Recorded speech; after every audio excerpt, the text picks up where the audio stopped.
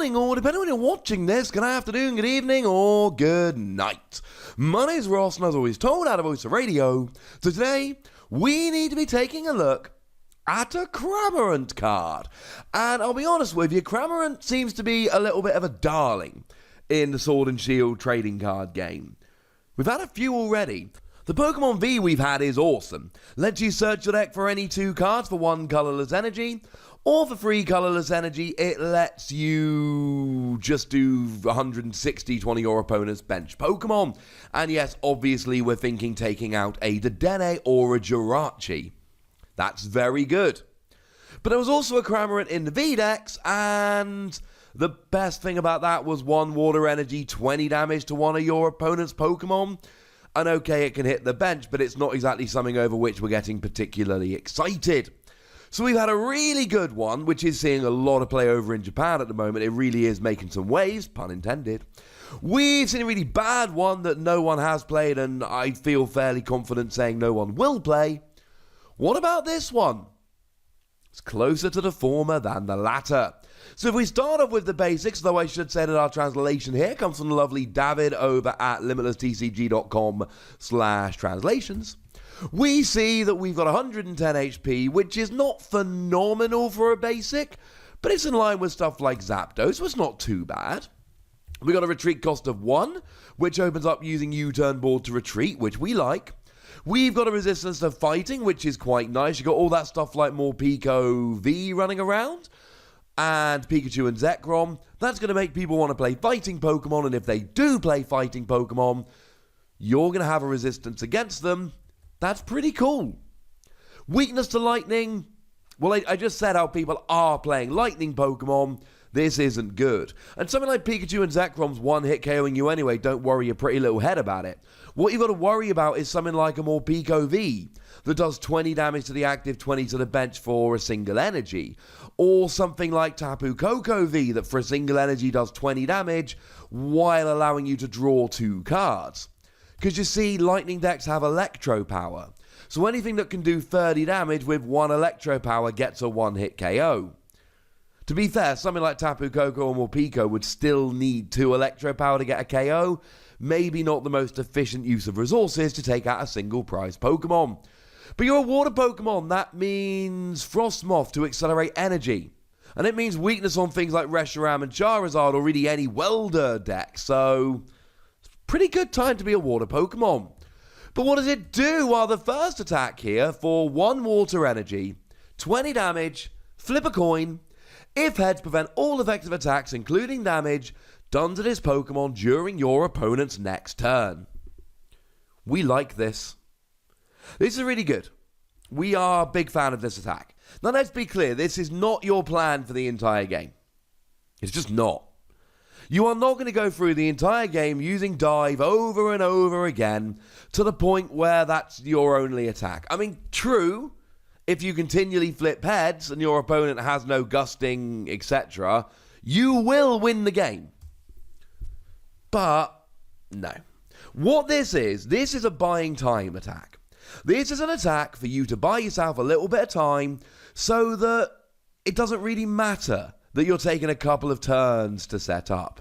It doesn't really matter that you're playing some evolving Pokemon, like probably Frosmoth, like maybe even your Quagsire. We'll get to him in a moment. That's what this attack is for. It buys you a little bit of time in the early game so that you can get evolving, get your energy on, etc., etc. If you're further ahead than your opponent, if you've taken a faster start than your opponent, then it doesn't really matter. You might not even want to use this attack.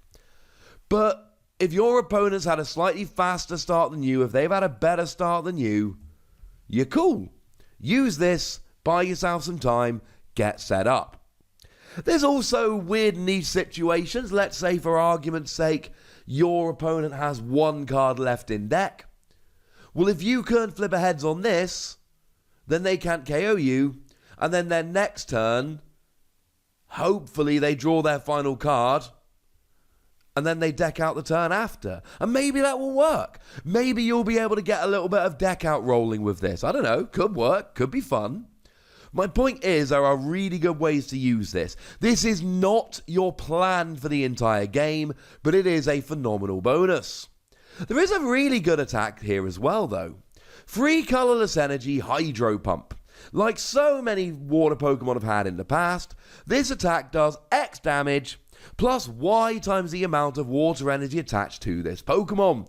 In this case, it is 50 plus 20 more for each water energy attached to this Pokemon. But we've got Frosmoth. And the thing is that Frosmoth lets you attach as much water energy as you like during your turn.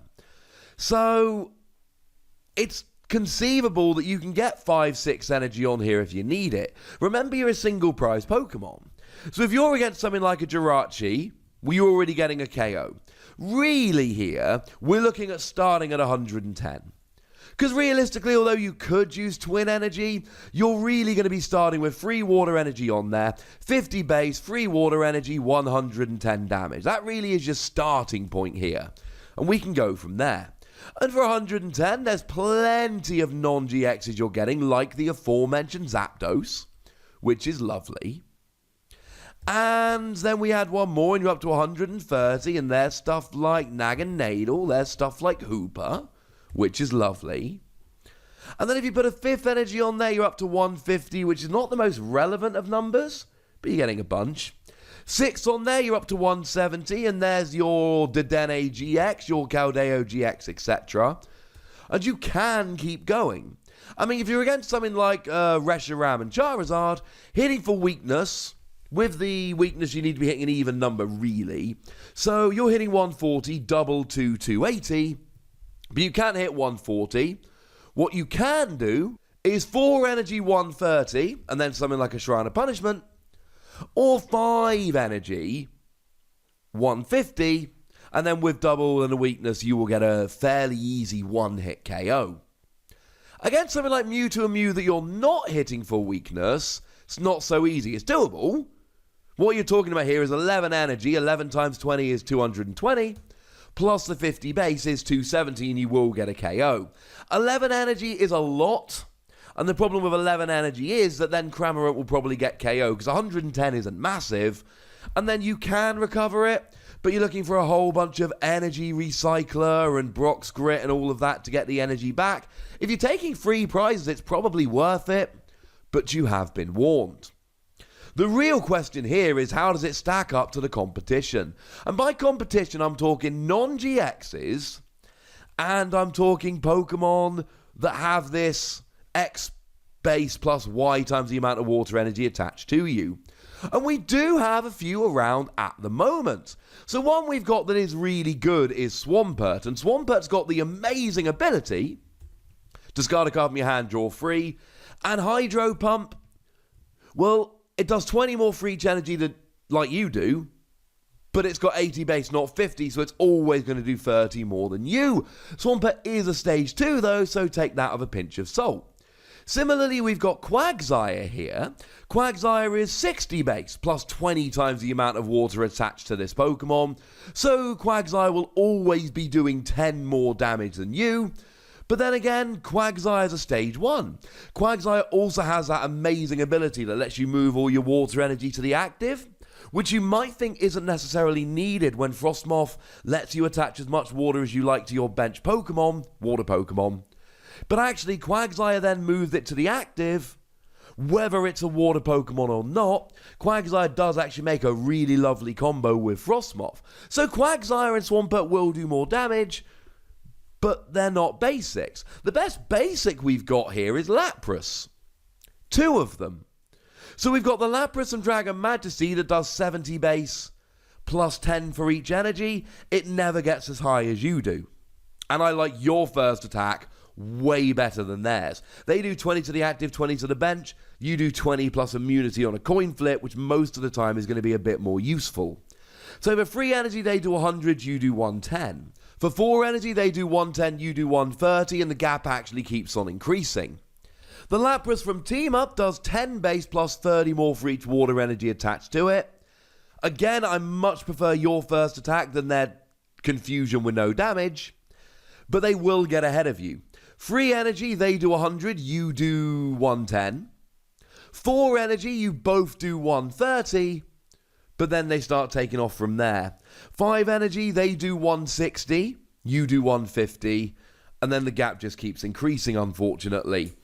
So Lapras is better if you've got more energy on, but I prefer your first attack, and at the lower end, you're better off here. And that really is your choice.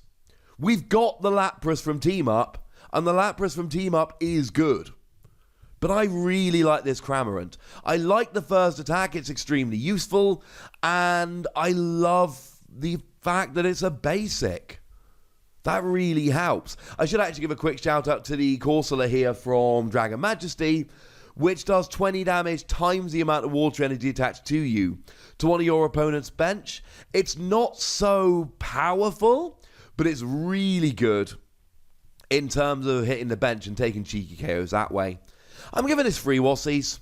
I don't think this is a phenomenal card that is going to be at the centre of a million different decks. I think it is a nice little tech for water decks. I think it's a basic Pokemon with a really useful first attack and something that can do really nice damage once you're piling energy on there. So there we go. But I'd like to know what you think, so let me know in the comment section. Go nuts, be nice. And then make sure you like this video, subscribe to this channel, follow me on Twitter at TheWassie, and Twitch for some live action at twitch.tv/PTCGRadio. If you want to support the channel, get some bonus podcasts, and so on, head on over to patreon.com/PTCGRadio, where you can do exactly that. And please do make sure you're checking out youtube.com/WassiePlays, where you can find out about a whole bunch of games that don't have Pokemon in, but are still very much awesome. But by far the most important thing is always, look after yourselves till next time, would ya? Thank you very much for watching. My name's Ross, and you've been watching PTCG Radio.